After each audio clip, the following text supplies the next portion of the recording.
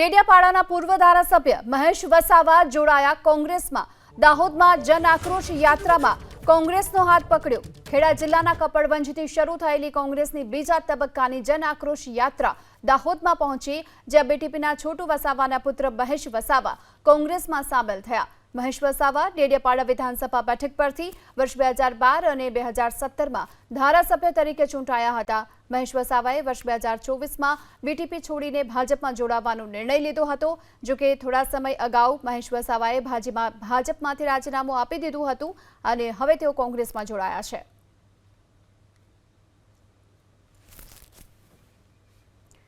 તો થોડા સમય પહેલા જ તેમણે ભાજપમાંથી રાજીનામું આપી દીધું હતું અને હવે કોંગ્રેસનો હાથ પકડ્યો છે। કોંગ્રેસમાં જોડાતાની સાથે મહેશ વસાવાએ ભાજપ પર પણ પ્રહાર કર્યા।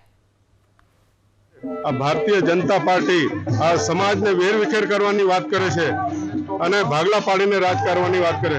અહીં ગાડી જે આમ આદમી પાર્ટી જેવાને આ લોકો પ્રોત્સાહિત કરે છે ને જે વોટ છે એ કોંગ્રેસ પાર્ટીના વોટ અને થર્ડ પાર્ટીઓ જે વોટ કાપવાની વાત છે એની સામેની અમારી લડાઈ છે।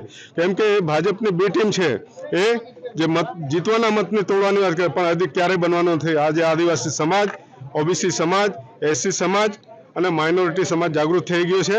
એટલે આવનારા સમયની અંદર આ ગુજરાતમાં તાલુકા, જિલ્લા પંચાયતો, નગરપાલિકા અને વિધાનસભા પણ એની સરકારો કોંગ્રેસની બનવાની છે।